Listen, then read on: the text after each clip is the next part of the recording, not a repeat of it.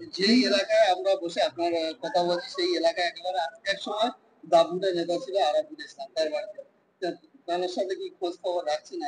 দেখ, খোঁজ খবর বলতে উনি অবশ্যই আমাদের এই কোলেরহাট অঞ্চলেরই তিনি একজন মানুষ, এবং তিনি জনপ্রিয়তা একসময় ভাঙড়ের লিডার ছিলেন, নেতৃত্ব ছিলেন। যে সময় উনি পঞ্চায়েত সমিতিতে আসতেন ব্লকে, আমিও জনপ্রতিনিধি আসতাম, সৌজন্য মতন দেখা সাক্ষাৎ কথাবার্তা হতো। তারপর থেকে কোনো রকম ভাবে আমাদের সঙ্গে সম্পর্ক নেই। অবশ্যই আগামী দিন পার্টি আমাদের কাজ চলবে। কোনো ব্যক্তি যদি আমাদের সঙ্গে যোগাযোগ করে তার সঙ্গে আলাপচারি থাকবে, সেটা আলোচনার জায়গায় থাকবে।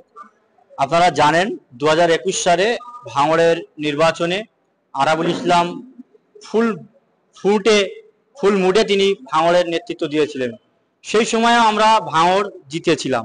23-এর পঞ্চায়েত নির্বাচনে তিনিও ফুল মুডে নির্বাচন করিয়েছিলেন, এবং বিরোধীদের নমিনেশন কেন্দ্রে যে বাধা বিঘ্ন, খুন খারামি সবকিছুই তানার হাত দিয়ে, তার নেতৃত্বে, তার সহমতে ঘটনা ঘটেছিল।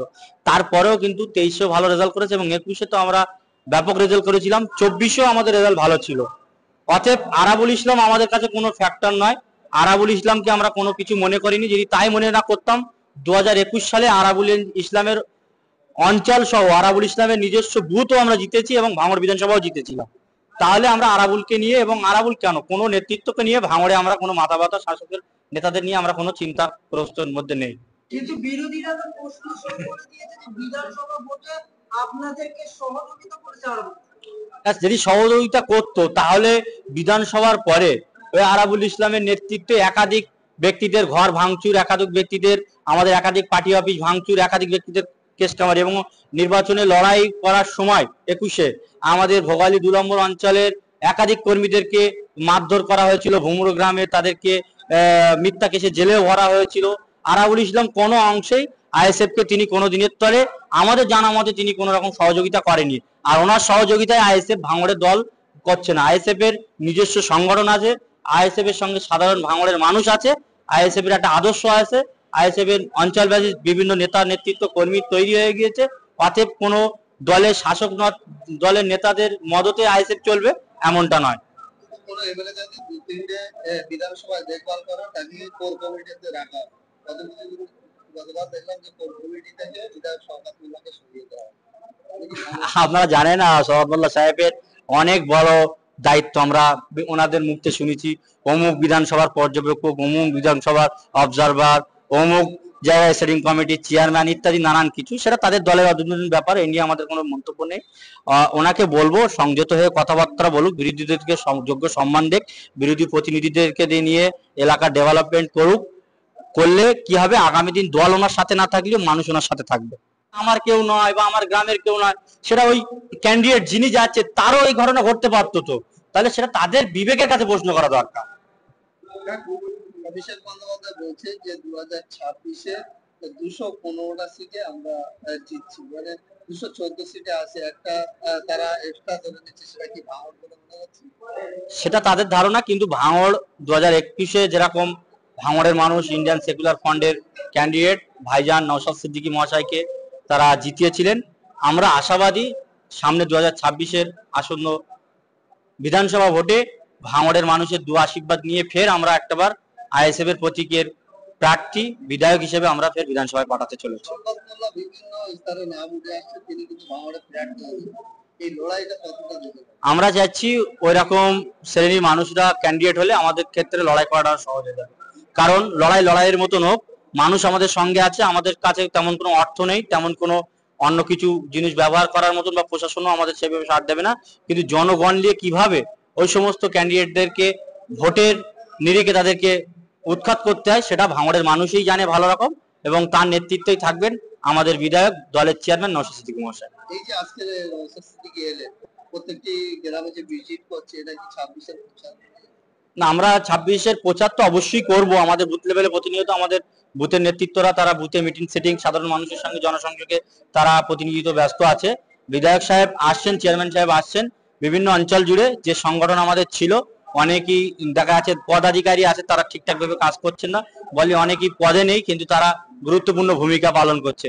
সেগুলো ঠিক বসে আমাদের কর্মীদের মধ্যে ফের 26-এর লক্ষ্যে নিজেদের মধ্যে আলাপ আলোচনা সেরে নেতৃত্ব ঠিক করে দেওয়া হচ্ছে। আগামী লড়াইটা যেন অঞ্চল জুড়ে সুস্থভাবে লড়াই হয়, সেই লক্ষ্যে এই সমস্ত কর্মসূচি। মমতা ব্যানার্জি তার দলের লোকদেরকে বলছে যে খেলা হবে, খেলা হবে, এবার 26-এ জোরদার খেলা?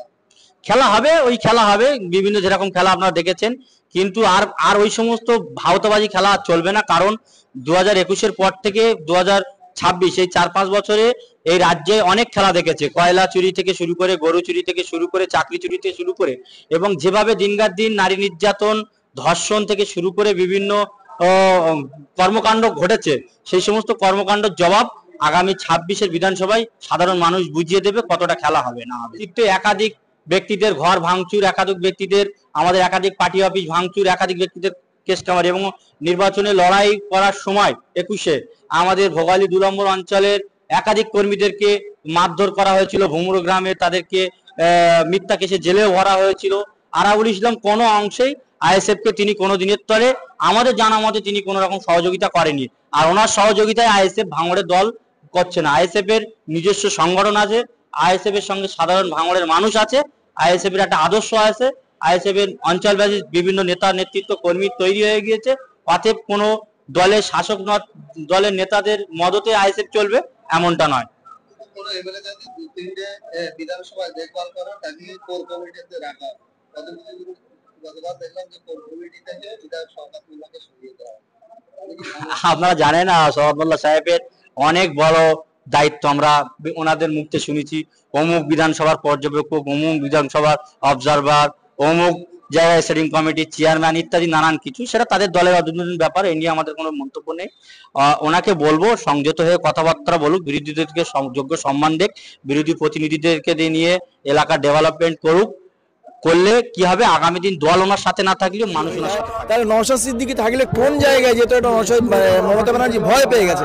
এই জন্য প্রতিনিয়ত নওশাদ সিদ্দিকীকে আটকাতে হবে। আপনারা দেখেছেন সুকান্ত মজুমদার বড় বড় কথা বলছে, তাদের বিরুদ্ধে কোনো অ্যাকশন হচ্ছে না। শুভেন্দু অধিকারী বড় বড় কথা বলছে, তাদের বিরুদ্ধে কোনো অ্যাকশন নেওয়া হচ্ছে না। কিন্তু নওশাদ সিদ্দিকীকে আটকাতে হবে, কারণ মমতা ব্যানার্জি জানে 2026-এ আমাকে নওশাদ সিদ্দিকী 100%, 99% নওশাদ সিদ্দিকী আমাকে নবান্ন থেকে নেওয়া হবে। সেই জন্য আজকের একটা স্লোগান ছিল যে মমতা ব্যানার্জি আপনি নওশাদ সিদ্দিকী যদি খোঁজেন তাহলে নওশাদ সিদ্দিকী নবান্নের নিচেই পাবেন, এই স্লোগানটা আমাদের ছিল।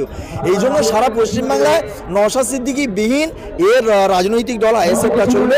নওশাদ সিদ্দিকীকে রোখার মতো ক্ষমতা এই ভারতবর্ষে কোনো নেতা তৈরি হয়নি, কোনো প্রশাসনকে তৈরি হয়নি। আজকের এই শহীদ মিনার কিন্তু তার প্রমাণ রয়ে গেল। কিন্তু নওশাদ সিদ্দিকী ফোনে একটা ভাষণ দিয়েছেন যে তিনি বলেছেন যে 26-এ আব্বাস সিদ্দিককে নিয়ে ব্রিগেডে যাব। কি আব্বাস সিদ্দিকী রাজনীতিতে আসবে? আব্বাস সিদ্দিকী রাজনীতি, দেখুন এই দলটা আব্বাস সিদ্দিকী তৈরি করেছে, অর্থাৎ 26-এর বিধানসভায় আব্বাস সিদ্দিকী নামবে।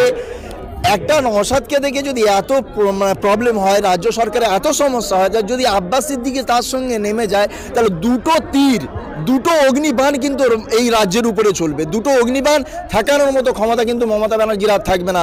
দুদিক দিয়ে শট চলবে, দুটো গোল দুদিক দিয়ে শট চলবে, প্রতিটা বলে একটা করে গোল আমরা দেবো। 2026-এ নবান্নকে কাঁপিয়ে আমরা নবান্ন 14 তলা থেকে মমতা ব্যানার্জিকে গঙ্গার জলে আমরা ছুড়ে ফেলবো।